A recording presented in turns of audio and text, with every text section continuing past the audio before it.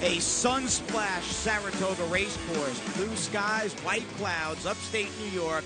Day number 3, opening Sunday, the baseball cap giveaway.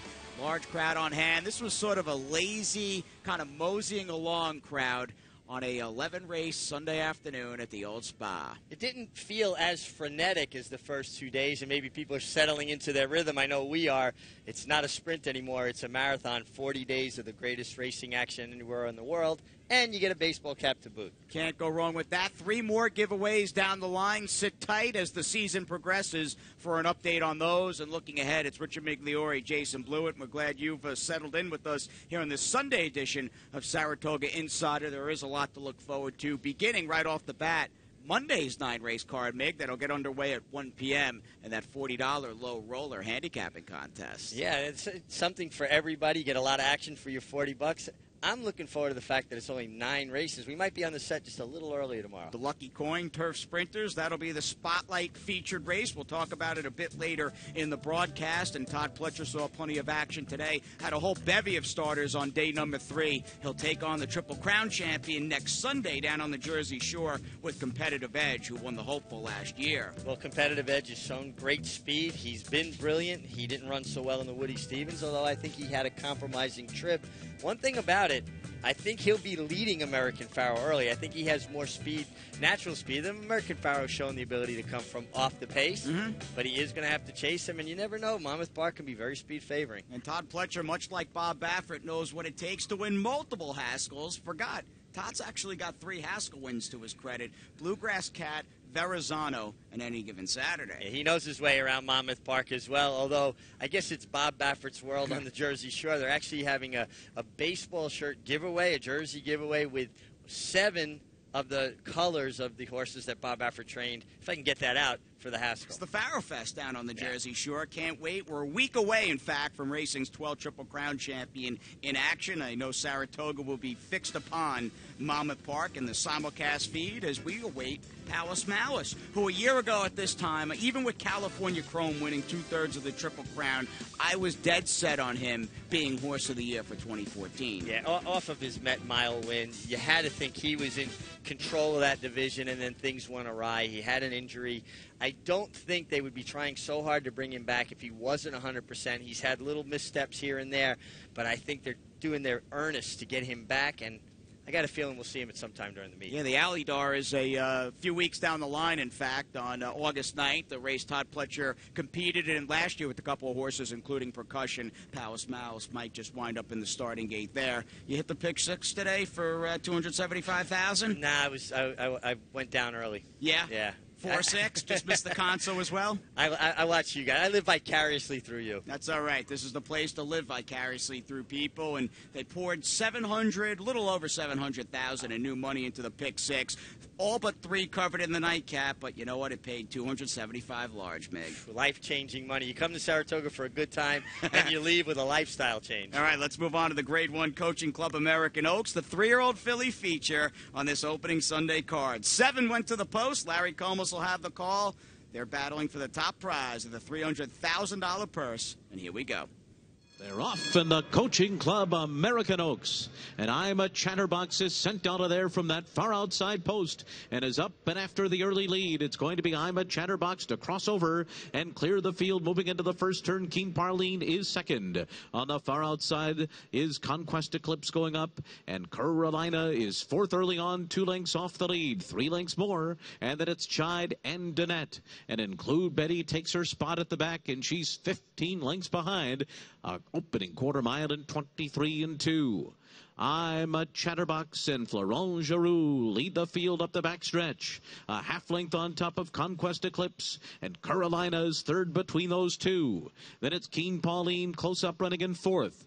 A gap of another 5.5 lengths to the pair of Chide and Danette, and another 6 lengths to Include Betty, who continues to run far behind the field of 46 and 4 half-mile for I'm a Chatterbox, who's got a half-mile to go and a 3/4 length lead, and now edging away by a length and a half as they go into the turn.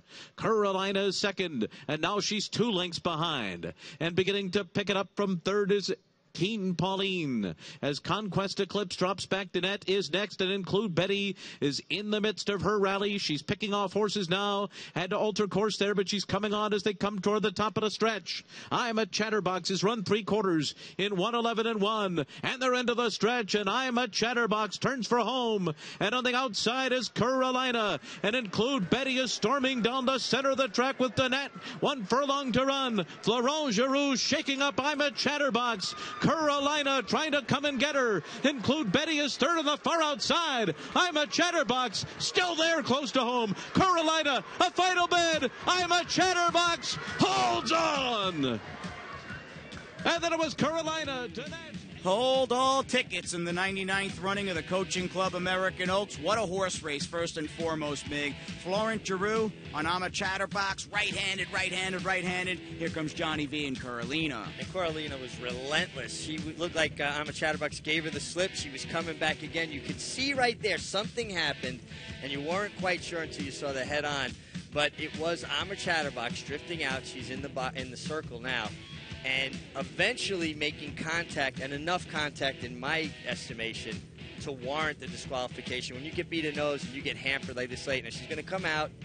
The first time I didn't think it was enough, Jason, but the second time, and they were very close. You'd see both riders' hands almost together with their whips.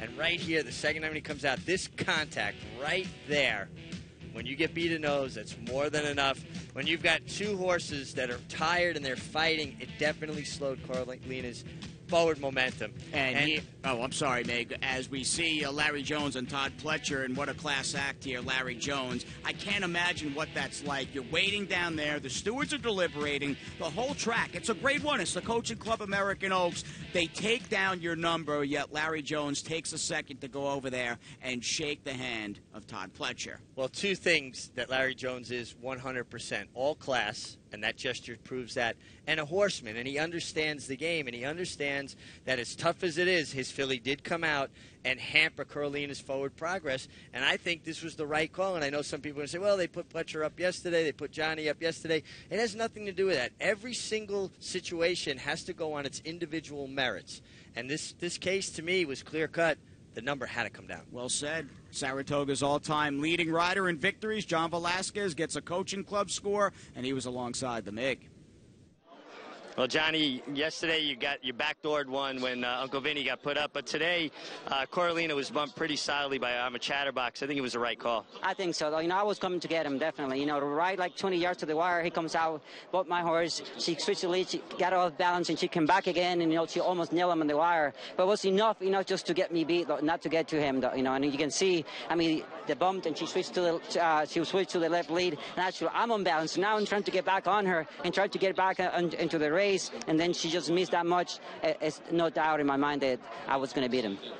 Carolina is just relentless. Even in the Acorn, after getting off poorly and having early trouble, and even today, it looked like I'm a Chatterbox got away from you a little bit, but she keeps coming. I tell you what, I got a little bit worried on the turn because the other horse was going really easy, and I was already kind of asking my horse to get a run, and she got away from me in the quarter point, and then finally when I got him going down the stretch, and I was like, okay, I think I'm going to get there, and that just happened right before the wire. I know you don't think about leading rider going into meets. You've done it. It's not your main focus. But when you get off to a start like this, it's something that has to be in the back of your mind. Well, I put it behind, and whatever happens. I just really want to concentrate to ride really good races, and then hopefully, to keep going riding good horses. And if it comes out, Richie, as a blessing in the sky, is the cherry on top of the cake, if you will. Well, you're riding really good races. Congratulations. Thank you. First ballot Hall of Famer Todd Pletcher, first and foremost. 7 career victories in the Coaching Club. He has won the last 3 editions of this lofty 3-year-old filly race. And for John Velasquez, Mig, it seems to be fair. His pinnacle, the twilight of his career, has lasted for as long as I can remember. Would you agree? Yeah, he's been able to hold his form. And I often said that Jerry Bailey held his form longer than any good rider I ever saw. Jerry was very fortunate. He went many years without any injuries. Johnny Velasquez has been through some major injuries, and especially the last one at the Breeders' Cup. That was life-threatening. He almost died. And for him to come back and ride in the form he's riding in is remarkable. People don't realize how difficult it is for a rider to get that back. All right, maybe a rematch in the Alabama. That would be nice because it was a good horse race, and you had the Mother Goose winner include Betty trying to pick them up late, and she was third. And she had a pace to run into, too, so I don't think she had any excuses, No, really. Lady Eli, in my book, the best 3-year-old filly in training. Regarding the dirt, we got another Grade 1 winner. In fact, 2 consecutive Grade 1s for Carolina. Let's move it on to the potential stars of tomorrow, the 2-year-old fillies who went long in race 6 on the turf. Back to Larry Comas with a good-sized field. Lotta Lolly broke very well and goes out to take the early lead. Love the Kitten goes with her, as does Miracle Girl on the outside. So it's going to be these 3 to set the pace. DDZ is away running in 4th and is 3.5 lengths off the lead early. Hollywood Tomcat is right alongside, and then comes Bottle Dance behind them. Rebel is down on the hedge and racing 8 lengths off the lead in the early stages here. Then back to Amazing Charisma. The trailers are Sage Hall and Crystal Wave, and the pace is fast at 22 and 4 opening quarter, and Love the Kitten speeds out here to a 3-length lead up the backstretch. And Lotta Lolly and Miracle Girl are heads apart, 2nd and 3rd, and they're getting closer now. And Love the Kitten's lead is down to a neck. Miracle Girl got shuffled back there after a 47 4.5 miles, so that pace really has slowed down. Love the Kitten, the leader. Lotta Lolly on the outside, 2nd. DDZ, 3rd to the outside of them. Rebel is 4th and down toward the inside as they move for the turn. Then Hollywood Tomcat, Amazing Charisma, Miracle Girl has lost a few positions. 4.5 lengths off the lead, but saving ground into the turn. Then Bottle Dance, Crystal Wave, and Sage Hall. Around the far turn, and it is Love the Kitten joined by DDZ on the outside. And the 2 of them turn for home together. Love the Kitten and DDZ. Off the turn in front, Rebel is 3rd to the outside. Then Sage Hall and Crystal Wave. And now it's DDZ who has taken the lead. Love the Kitten fights on. Sage Hall. Sage Hall blows by them now. Sage Hall to the front. And she lengthens her lead down to the wire. Sage Hall did it. Head bob for 2nd between Rebel and DDZ. At this rate, Belmont may have 4 or 5 horses in the With Anticipation and P.G. Johnson for 2-year-olds on the turf later in the meet. I mean, holy cow. He's unleashing first-time starters that are just running wild, actually finishing 1-2 here, and that's usually the Chad Brown move. You have 3 or 4 in these 2-year-old turf stakes. Well, Bill Mott, he's turning them loose and really on a good roll. And Mott is hot, a former 9-time leading trainer at Saratoga, enshrined across the street in the Hall of Fame. And how about these big price winners, man? They are falling despite the Bill Mott name in the program through the cracks. Well, I guess people started shying away from his first-time starters. Now, these guys can train. It doesn't matter. First time, second time, third time, they get the best out of their horses. And Bill Mott, he was the youngest trainer taking over from Alan Jerkins ever inducted in the Hall of Fame. It's amazing. 20 years removed since Cigar wrapping up a 10-for-10 season back in 1995. I was a wee lad hoping to see him that summer at Saratoga. He didn't start. He racked up a lot of Grade 1s at Belmont Park, and that was really when Bill Mott, he had been an established trainer, but that was the horse that I think really made him a household name. Yeah, I think that propelled him to, like you said, a household name. People know Bill Mott, and they correlate him and Cigar and Jerry Bailey. Quite a trifecta there. Indeed. All right, the 2-year-olds rolling along for Bill Mott. I don't know if you'll get a big price going forward. For us, though, we're 1-20 to come back for the second segment. 9-furlong battle. It's the opening leg of Sunday's Late Pick 4.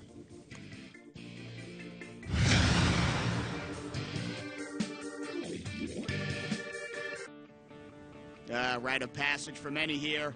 Adjacent to the paddock, the Big Red Spring. If you've never been here, the water is so crisp and refreshing. Make sure you take a big gulp. My dad got me many years ago, right around when Cigar was going for that 10-for-10 streak. We'll move on to Monday's 10% winner's bonus every Monday at the spa. If you put that winning wager through Naira.com or the mobile site. Mig's sitting here with a big smile on his face. And you want to go for a drink? you go first. Did you fall for it? I did, yeah. Did you fall? They tried to get me, and as soon as I got it close to my nose and I could smell it, and with this big nose, it was easy to pick it up. I was out. Not Good for for me. you. Minerals, Oh, sure. iron, that upstate water, the Big Red Spring. All right, one of the great many traditions here at Saratoga Racecourse. Let's move it ahead. Race number 8. Pick 4s are great traditions as well. Let's be fair. And Siegel is following us up from South Ozone Park, Queens. Let's get him in the gate. Larry C. will take us through from the finish line.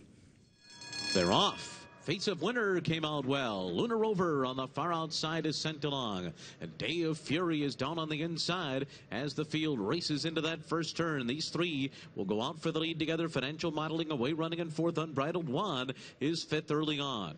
And then comes Tacticus to the outside and Tout down toward the inside. Break up another 3. And then it's Piloting, who is third last in the early stages onto the backstretch. I'm Better Than Good and Rare Eagle are at the back of the pack. 24 flat was the opening fraction here for Day of Fury, who leads 3/4 of a length.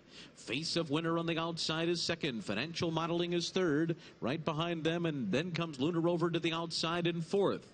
The favorite Unbridled One is right next to Tout, and they're 5 lengths off the lead right now. Then comes Tacticus, followed by Piloting to the outside, who's making some progress, 7 lengths off the lead. And then it's Rare Eagle and I'm Better Than Good, 48 and 4 the first half mile for Day of Fury and Cornelio Velasquez, who are taken on now by Face of Winter on the outside, who's a half length behind. Financial Modeling is next. Unbridled One is now fourth, still about 4 lengths to make up for him. Lunar Rover is fifth and down on the inside. And then it's Piloting on the far outside, followed by Rare Eagle moving up alongside of Tacticus. And then it's Tout and I'm Better Than Good at the back of the field. It is still Day of Fury, who's run 3/4 in 1:13 and 1, and they're into the stretch. Day of Fury, Face of Winter. Face of Winter on the outside to the front. Closing in are Financial Modeling and Unbridled One on the far outside. Face of Winter to catch. Unbridled One on the outside comes on. And then it's Financial Modeling between those two. Face of Winter's got it close to home. It is Face of Winter to win it. And then it was Unbridled One, Financial Modeling. Johnny V, another win today. In fact, he won 3. Second consecutive hat trick weekend afternoon for John Velasquez, and they paid out a big price here on Johnny V, Mig. Yeah, and this horse was good. I mean, he trained by Gustavo Delgado. I was told a very, very accomplished trainer from South America.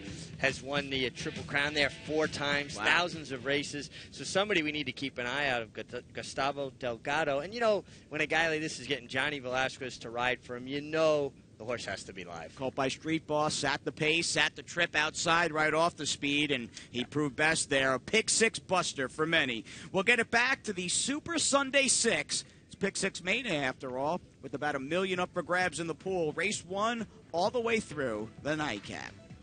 Up on the far outside. Then it's Picture Day down toward the rail, closing on through. Playtime is 5th, 1 furlong to go. Theophilia holding off the competition so far. Caramba runs at her. Theophilia still there. Caramba trying to come and get her in the last strides, but Theophilia goes all the way.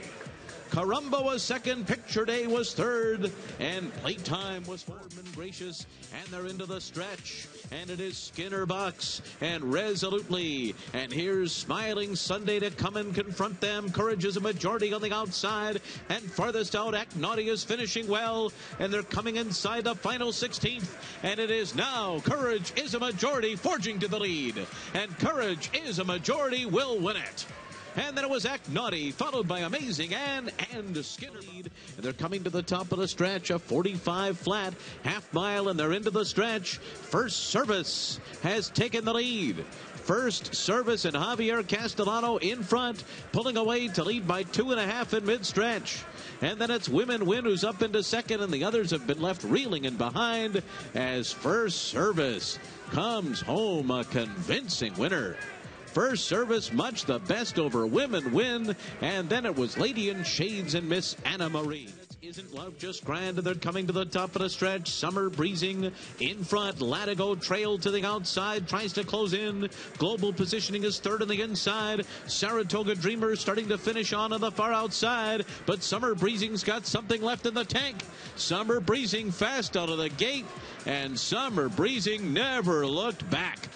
Saratoga Dreamer was second. Lord of Love got third. 3 for Me was fourth. Side and is finishing with good energy, and they're into the stretch. It is Tweed Kitten in front. Tweed Kitten the leader. Malibu Preacher, Whitman's Poetry. Good response on the far outside, but Tweed Kitten just keeps on going. Good response is coming. Tweed Kitten by 2.5. Good response on the outside, charging. Good response getting to Tweed Kitten. These two, good response. Tweed Kitten took an awkward step right before the wire, but finished second. Strategic Con and Enjoy the Show's trying to get going on the outside. So too Mr. Maybe right behind them. It is now Cup of Joe in front. Quamet to the inside. Strategic Con is there. Enjoy the Show finishing well on the far outside. In the center of the course, it's Mr. Maybe, but they're coming down to the line, and Cup of Joe's got it. Cup of Joe in hand at the end. Over Enjoy the Show, Mission Driven, and Mr. Maybe. On a weekend all about beginnings and fresh starts, about trainer Nick Essler as we take our second look in Sunday's Nightcap. Cup of Joe, Nick Essler, career win #1 at the old spot. It showed with him in the winner's circle. He was pumped up. Nothing like winning here. I can't even remember my first win here 100 years ago. And for the owner as well, Robert Murray, a guy who has supported the game, been involved for a long time. I had the pleasure of riding for him too, both getting their first Saratoga win. Good stuff. Really, really fun to see that emotion come out. And I've always said winning one in Saratoga is like winning 2 or 3 anywhere else. Everybody sees it. Everybody pays attention to it. And you'll always remember it. And that goes for horse players, too. No matter what your stake is in the game, you cash a ticket, you win a race at Saratoga. It's sweeter than it is anywhere else. Looking at the rider standings, Johnny V, well, 3 yesterday and another 3 today. The elder statesman, the older man in the jockey colony continues to impress. Well, you know, age isn't a factor when you watch Johnny Velasquez finish on a horse, one of the smoothest and best finishers we have, and just so smart, rides a terrific race. And you could see he's in his zone since he got here. Jose Lezcano riding lights out as well. Another 3-win afternoon for Jose Lezcano, a hat trick on this opening Sunday. Trainer standings, Bill Mott, your leading conditioner. Chad Brown had a good-looking New York-bred First Service who dusted a field. She looked very good earlier today. Yeah, she looked really, really good. And just all of those names on the list there, either in the Hall of Fame or potential Hall of Famers. It's going to be a great summer up here, and with that in mind, people are getting down in the claim box over in the racing office. Handful of claims, and all of them had multi-shakes. Yeah, absolutely, people. The popular ones are popular. Bestie's boy, he looked worth every bit of $25,000 and then some, as easily as he won for Wesley Ward. He'll have dinner in Abigail Adsett's barn. All right, Michelle Nevin taking the final claim, ready for summer off Abby Adsett for $50K. Won a 2-way shake for Jimmy Riccio, or Michael Dubb rather, as the fans hang out. Little Delmar, in fact, masochistic, getting close to his run in the Bing Crosby as we send it to the Monday preview and the lucky coin.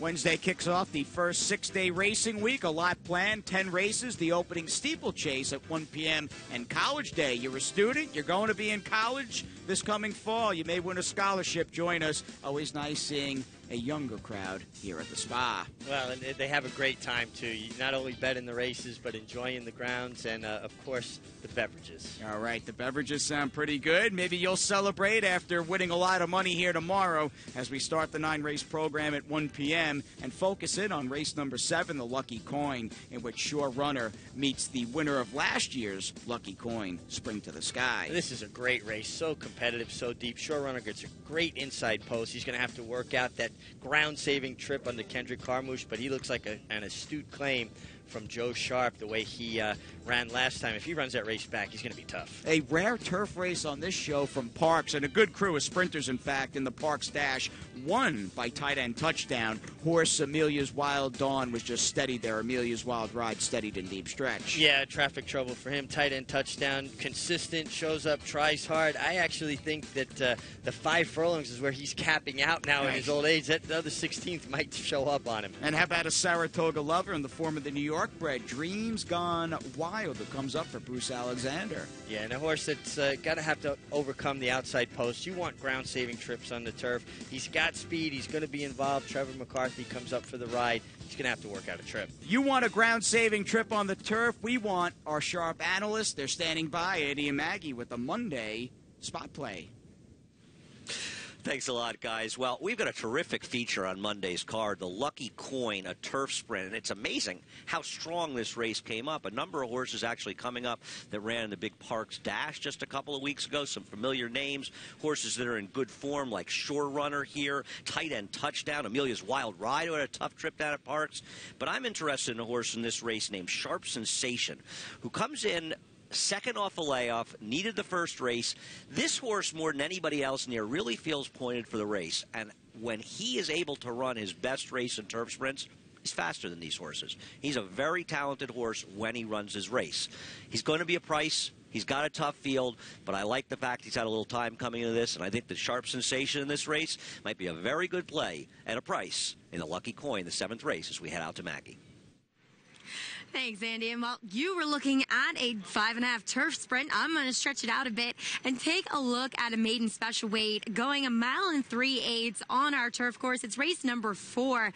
And a filly who, well, she might be a bit of a short price, but that's okay because I think she's really strong in this spot here. That's number 2, Kitsy's Rocket for Barclay Tagg, who is already off the mark here at Saratoga with a win on yesterday's card. And Kitsy's Rocket is a filly that physically just is screaming out for the more distance. She's going to get it here, and I like the fact that since she gets additional ground, it always puts her a little bit closer to the pace, and I think that's going to be ideal for this filly, who is a bit of a kind of one-pace grinding type. So I like her in this spot tomorrow, as Kitsy's Rocket is your paddock insider for today. Thanks, guys. Back to you. Well, one of those horses trying to steal Maggie's airtime. They both look good on camera, and best of luck to Andy and Maggie's play here tomorrow afternoon as we focus in on a 9-race card. 1 p.m. MIG will cap this abbreviated opening a 4-day week, and we will do it in the upstate Adirondack area. Well, absolutely. It's great to be here. The first 4 days this weekend that we start is always the toughest for me, just finding a rhythm because we've got so much to do. Our days are so long, and we go non-stop, but it's the only place you want to be in the summer. This is summer camp for adults. How can we not like it? And how about thanking the fans, because they have been unwavering in their support. This place has been rocking over the first 3 days. I shudder to think what the remainder of the summer will be like at historic Saratoga Racecourse, a pair of class acts who know what it's like to win and lose sometimes. We hope Larry Jones and Todd Pletcher square off in the Alabama down the road, and the MIG and I will see you down the road tomorrow night right here on MSG Plus.